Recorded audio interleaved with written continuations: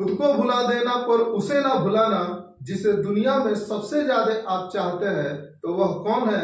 तो वह आपका कैरियर है। हेलो दोस्तों, आज की वीडियो में परसेंटेज में होल वैल्यू के बारे में बताएंगे। होल वैल्यू एक ऐसा टॉपिक है जिसका प्रयोग मैथ के सवाल बनाने में किया जाता है। तो चलते हैं होल वैल्यू की ओर।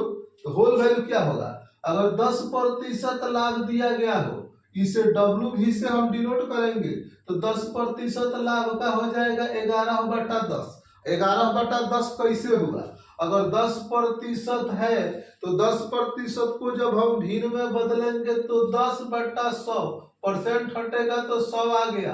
1 0 से 1 0 तो बचा कितना? ऊपर 1 नीचे 10। होल वैल्यू यानी 10% लाभ हुआ है तो बढ़ा है। तो बढ़ा है तो कितना बढ़ा है? तो यह 10 में 1 प्लस करके लिख देंगे तो 11/10। तो यानी 10% कहने का मतलब 11/10 इसका होल वैल्यू हुआ। उसी तरह अगर 20% हानि दिया गया हो तो 20% हानि का जब हम होल वैल्यू निकालेंगे तो हानि हुआ है तो क्या हुआ है कि 20 कमी हुआ है। तो कमी होल वैल्यू निकालेंगे तो पहले 20% को भिन्न में बदल लिए तो 1/5।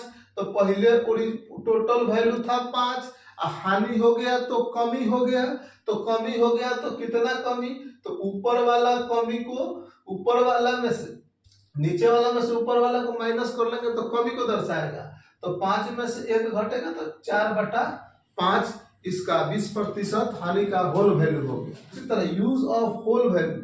Use of whole value, whole value का प्रयोग हम कहाँ करते हैं? तो कह रहा है कि सेलिंग प्राइस दिया गया, भले यहाँ पर कॉस्ट प्राइस दिया गया हो, क्रय मूल्य दिया गया हो, और क्रय मूल्य से अगर हमें विक्रय मूल्य यानी बेचने वाला मूल्य निकालना हो तो होल वैल्यू का जब सीधा हम गुना कर देते हैं तो विक्रय मूल्य मिल जाता है। यानी क्रय मूल्य से हमें कॉस्ट प्राइस से अगर सेलिंग प्राइस निकालना हो तो होल वैल्यू का सीधा गुना करेंगे तो सेलिंग प्राइस निकलता है। उसमें लाभ हो या हानि हो, बीच में 10% लाभ हो या हानि हो, लेकिन जब कॉस्ट प्राइस में होल वैल्यू का सीधा गुना करेंगे तो सेलिंग प्राइस मिलेगा। उसी तरह सेलिंग प्राइस दिया गया हो, उसमें होल वैल्यू का उल्टा गुना कर देते हैं तो कॉस्ट प्राइस मिलेगा। इसमें भी अगर लाभ हुआ है या हानि हुआ हो, दोनों का उल्टा गुना कीजिए, यहाँ पे कॉस्ट प्राइस मिलता है। जनरली यूज किया जाता है जब शुरू से हमें अंतिम निकालना हो। जब शुरू से अंतिम निकालना हो तो होल वैल्यू का सीधा गुना कर देते हैं।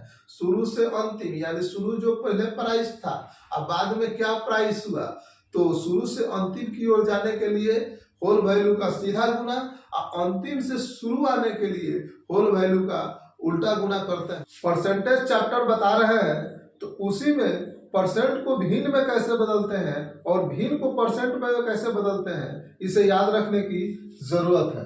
अगर 12.5% दिया गया हो तो इसका भिन्न में मान हो जाएगा 1/8, और जहां 1/8 लिखा गया हो अगर उसे हम परसेंट में बदलेंगे तो 12.5% लिखते हैं।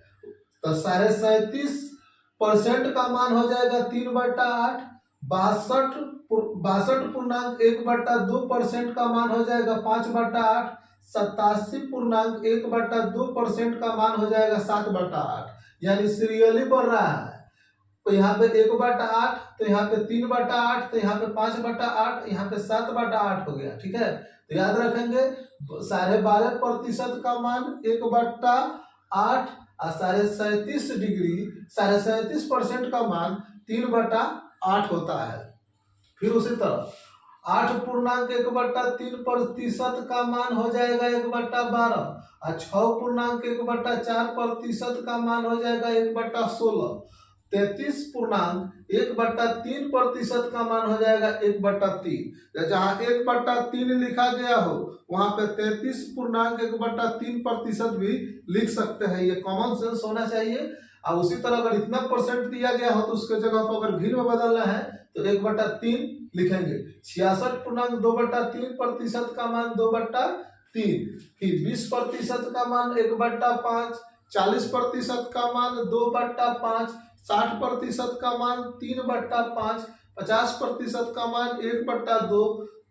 30% का मान 3/10 और 70% का मान 7/8 10 होता है।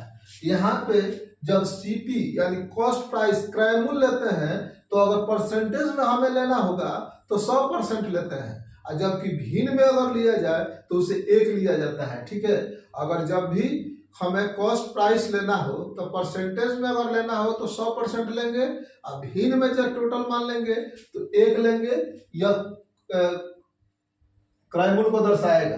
फिर यहाँ पे कुछ याद रखेंगे, सीपी यानी कॉस्ट प्राइस क्रय मूल्य, एसपी सेलिंग प्राइस विक्रय मूल्य, एमपी मार्केट प्राइस अंकित मूल्य, आरपी यानी रिटेल प्राइस सूची मूल्य होता है। आशा करते हैं कि आप लोग को समझ में आया होगा। समझ में आया होगा तो वीडियो को लाइक कीजिएगा, शेयर कीजिएगा, और चैनल पर पहली बार होंगे तो फॉलो एवं सब्सक्राइब करके चैनल से जुड़िएगा। फिर मिलेंगे नेक्स्ट वीडियो में, तब तक के लिए जय हिंद।